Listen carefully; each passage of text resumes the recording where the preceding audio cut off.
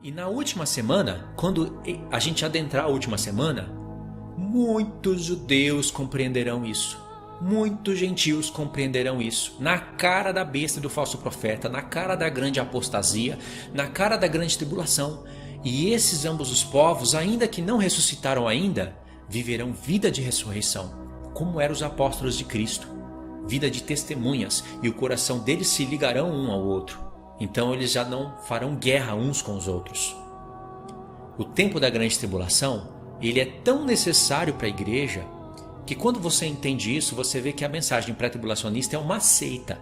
Porque ela não somente rejeita tudo o que nós estamos falando aqui, como também cria corações hipócritas, corações que elogiam a Deus com a boca, mas o coração está longe dele. Jesus falou para os fariseus: vocês me adoram em vão, me elogiam com os lábios, mas o coração de vocês estão longe de mim. O coração de muitos pré-tribulacionistas estão longe do Senhor. É claro que uma coisa são os fariseus que rejeitaram a Cristo, outra coisa são os pré-tribulacionistas que não rejeitaram a Cristo, mas rejeitam a mensagem do reino. Em que sentido? No sentido de não quererem visualizar o reino de Cristo como ele é, impedirem das pessoas se prepararem para a grande tribulação. A grande tribulação vai limpar o povo de Deus de todas as doutrinas. Quase todas elas cairão por terra no tempo da grande tribulação. Então os pré-tribulacionistas criam recursos de retóricas hipócritas, egoístas. Agora deixa eu pegar uma linha com a outra. Eu sei que a seita dos calvinistas é nojenta, repugnante. E as pessoas se tornam repugnantes porque você é representado pelo que você prega. A mensagem do joio é o que você fala. Se você fala um joio, você se torna um joio. Então não pense que Jesus odeia somente a mensagem pré-tribulacionista. Ele odeia os pré-tribulacionistas. Isso eu estou falando dos teimosos, entendeu? Ele odeia. Não quer dizer que vai perder a salvação. Depende das obras. Agora, muito mais a mensagem calvinista. Jesus não odeia só a mensagem calvinista. Ele odeia os que pregam essa mensagem. Sabia que Jesus odeia? Está escrito na palavra. Não está escrito que ele odeia os calvinistas, mas está escrito que ele odeia as pessoas que fazem discursos torcendo a palavra dele, torcendo a verdade. O profeta Isaías, por exemplo, Isaías capítulo 5, fala: ai daqueles que pegam o doce e chamam de amargo, e o que é amargo chama de doce. O que é injusto fala de que é justo, e o que é justo transforma em injusto. E assim ensina o povo: ai desses. Muitos calvinistas são odiados por Deus, sim. Entendeu? Agora, nós que estamos em carne, nossa luta não é contra carne e sangue, mas eu sei discernir que há demônios nesses homens e nessas seitas. E por detrás disso há interesses em dízimos, em alimentar o seu próprio ventre e distanciamento da verdade para a criação de apostasias. Eu consigo discernir isso. E eu não mudo a minha palavra nem para a esquerda nem para a direita. Essa vai ser a minha palavra até o fim. Porque se eu tiver errado, eu sei a punição que vai vir sobre mim. Agora, se eu tiver certo, eu não vou ser culpado do sangue de ninguém. Porque calvinistas vão receber culpa de sangue de outras pessoas. Até a mensagem pré-tribulacionista vai receber culpa de sangue.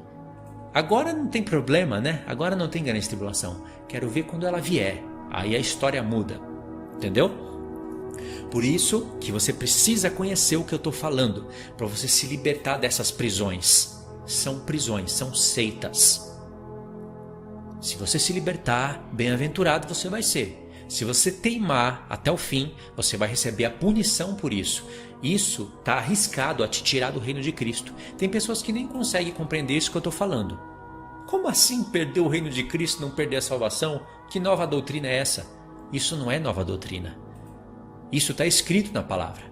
Só que como não é o assunto desse vídeo aqui, eu não posso fundamentar pelos textos escritos.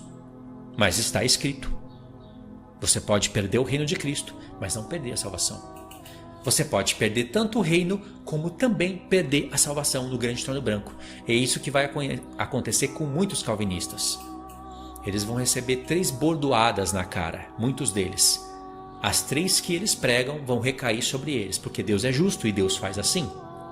Eles pregam que obras não salvam, nem a da fé.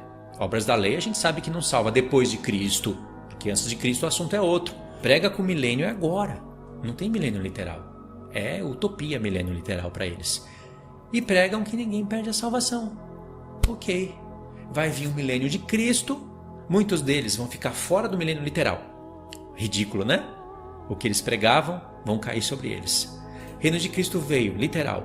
Se eles pregam toda essas porcaria e eles entrarem no reino como reis e sacerdote, até os católicos romanos, adoradores de Maria, entram. Quem vai ficar fora se um demônio calvinista desse penetra o milênio de Cristo? Pregou a vida inteira que ele é o queridinho, o eleito de Deus, que ninguém perde a salvação. A mãe dele que dane-se para o inferno se Deus não quis salvar. O pai também, dane-se, vai para o inferno. Deus quis me salvar. E eu não posso nem questionar a Deus porque eu sou barro. E é justo. Tenho que se alegrar com isso. Porque se isso é justo, então eu tenho que considerar justo e tenho que me alegrar. E olha lá se Deus não estiver me chamando somente para eu pregar o evangelho e depois me rejeita. Depois que eu pregar, ele me rejeita. Eu não era um verdadeiro eleito, como acontece supostamente em Hebreus 6, que eles mesmos ensinam. Por isso que eu falo, são demônios, não são homens, somente homens. São demônios. Demônios usam o nome de Cristo, usam a palavra salvação, usam o poder do Espírito Santo na sua fala, canta, louva. Demônios fazem tudo isso hoje. Isso que Deus me deu se chama discernimento de espíritos. São poucas as pessoas que têm. E Deus me deu e eu aperfeiçoei. E ainda tenho mais que aperfeiçoar. Eu jamais vou me assentar na mesa com um calvinista para comer. Porque eu não posso me compactuar com trevas, nem com demônios. É diferente um pré-tribulacionista. Nesse caso é diferente. Entendeu? Embora que eu sei o atraso que eles causam na vida das pessoas, não é como os calvinistas, né? São pessoas mais nojentas. É nojento o que eles pregam, não tem outra palavra. Não adianta ficar falando palavra bonita aqui, disfarçar. É isso, é esse sentimento de nojo. Deus quer vomitar esse povo da boca. Se eles se arrependerem, vão reinar com Cristo. Vão se assentar no trono. Mas se não, vai ser vomitado. E quando você vomita algo, você tem nojo daquilo que foi lançado da sua boca. E muitos calvinistas vão ser vomitados da boca de Deus. Vão perder o reino milenar. Lá no grande trono branco, pode ser que eles vão perder a salvação. Vai ser decidido como? Pelas obras. Por isso que abre o livro das obras. Olha aí, 3 coisas que eles pregavam. Milênio é agora. Salvação é pela eleição, não é nem pela fé. Salvação não se perde. E ninguém é salvo pelas obras. Ok. Muitos deles vão perder o reino. No grande trono branco pode ser que eles percam a salvação. E isso vai ser decidido pelas obras. Que vergonhoso vai ser isso. Por isso eu falo, não seja um calvinista nessa vida. Porque você vai ter prejuízo tanto nessa vida como na outra. Pode ser que seja salvo? Sim, pode ser que seja salvo. Muitos calvinistas são calvinistas, falam uma besteira dessa para lá e para cá, mas não separam a sua vida para fundamentar essa asneira. Como faz Augusto Nicodemos. Aquele homem eu tenho certeza que está fora do reino de Cristo. Eu tenho plena certeza. Porque se ele entrar, por que um católico romano não pode entrar?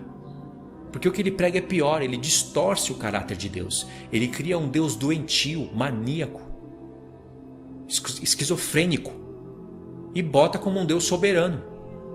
E faz as pessoas acreditarem nessa justiça. Deus denunciava severamente o povo de Israel, que fazia da justiça de Deus lodo. Deus fala, isso recairá sobre vocês. Então eu tenho certeza que esses homens não entrarão no reino de Cristo. Se entrar, então eu já não sei mais o que é justiça. Se você pode fazer o que eles fazem com a palavra de Deus e você entra no reino, então eu não sei mais o que é justiça. Por isso que eu digo que eu tenho certeza que eles estarão do lado de fora do reino. Agora, o que eles fazem em oculto, o que passa na cabeça deles, realmente é justo. Lá no íntimo, se a mente deles não forem cauterizadas. Lá no íntimo, será que é justo? Mas não é injusto isso? Como que pode Deus podendo salvar uma pessoa e não salva? E depois vai condenar ela por algo que ela não pôde fazer. E se fosse eu? Entendeu? Isso Deus vê na mente da pessoa, fora as obras ocultas que muitos praticam. Imagine um jovem calvinista, como é atormentado por essa mensagem, né? Está no mundo da pornografia, não sabe se é eleito ou não. Imagine, pode se tornar até um suicida. Então lá no trono branco vai ser decidido se essa pessoa vai ser absolvida ou não. Mas lá no trono branco já vai ser uma vergonha, porque ela já perdeu o reino de Cristo, perdeu o título de rei e sacerdote. Mas como Deus é muito misericordioso, se essa pessoa praticou obras boas dignas de salvação, ela ainda pode ser absolvida lá no grande trono branco. Isso que eu estou falando para vocês é bíblico. E como que Deus me deu conhecimento de todas essas coisas? Conhecendo e prosseguindo em conhecer a Deus. Não somente conhecendo, prosseguindo em conhecer. Você conhece a Deus, mas se você não prosseguir em conhecer, está arriscado a você cair nessas seitas. Ou está arriscado você ter posições menores no reino. Eu sei que tem pessoas que não se importam com isso, mas Deus se importa. Está dormindo, num sono profundo e sem azeite. Muitas pessoas vão dormir. Não sei se eu vou dormir, eu não me considero dormindo. Mas se for para dormir, durma com azeite. Porque aí tem salvação para você. E o dormir com azeite é aproveitar o tempo de paz que você tem agora, para você aprender as coisas de Deus. Pelo menos quando tocar as trombetas, você vai acordar. E você vai acordar com lembranças do que você estudou, com o tempo gasto de oração no reino de Cristo, e Deus vai levar isso em conta. Entendeu? Então o tempo da grande tribulação é necessário para todos. E ali a pré-tribulacionista acha que isso é injusto. Ela acha justo a igreja ser arrebatada antes dos 7 anos, ficar numa posição ali em cima de todos, alto monte, assistir ali de camarote aos seus familiares sendo trucidados. Porque os que vão morrer na grande tribulação, muitos deles são esposa do Cordeiro. Vão ficar sem bodas, vão sofrer a ira de Deus e eles vão estar se alegrando. Eu duvido você, sendo homem, fazer uma festa de casamento na mesma semana em que na sua família está tendo velório. Eu duvido você, sendo homem. Como Jesus, sendo Deus e sendo justo, vai fazer festa de casamento com muitas famílias, onde praticamente em quase todas as famílias das que foram arrebatadas vivas, os seus que ficaram, mas vão ser salvos, vão estar morrendo, sofrendo coisas que elas nem estavam dispostas. Pelo menos os que ficaram na grande tribulação estarão dispostos a entregar a sua vida pelo Senhor. Eles não estavam dispostos, era injusto para eles. Mas para os seus familiares que ficaram, porque, aspas, não estavam vivendo santidade, vai ser justo. Então, irmãos, isso que eu queria dizer há algum tempo atrás, quando eu falava de coração hipócrita, coração invejoso, entendeu? E eu disse também, vamos comparar uma linha com a outra. Não disse? Vamos comparar o pré-tribulacionismo com o calvinismo. Ainda que o calvinismo é nojento, pelo menos eles falam, não, nós somos os eleitos de Deus. Mas também que se tiver que sofrer pelo Senhor, entregar a nossa vida pelo Senhor, vamos passar pela grande tribulação. É mais justo. Entendeu? Ainda que eles tenham aqueles defeitos horrorosos, eles não são escapistas. Agora, os pré-tribulacionistas falam, não, salvação se perde, etc, etc. Mas, grande tribulação? Você está doido? Já caiu em Jesus a grande tribulação, a ira de Deus. Os apóstolos sofreram, sim, foram mortos de ponta cabeça, degolados, decapitados, ainda pessoas morrem assim hoje, mas isso faz parte das tribulações da vida. Eu já vi pastor falando isso, irmão, mas dá vontade de dar um tapaço na cara de um homem desse. Eu vou deixar para Jesus, porque se depender de mim, dá vontade de dar um tapaço na cara de um homem desse e falar, para de ser hipócrita. Homem egoísta. Faz parte das tribulações da vida. Então, vai lá. Quero ver se isso recair sobre você. Se você vai dar um testemunho desse. Você acabou de falar que é injusto a igreja sofrer. Mas não é a grande tribulação com G maiúsculo, eu já vi eles falarem isso também. Não entenderam o que é a grande tribulação? Realmente não entenderam. Então são pessoas egoístas e hipócritas. A doutrina das duas casas de Israel te liberta desse egoísmo e dessa hipocrisia. Te acende 7 lamparinas na sua frente. Faz você virar uma menorá.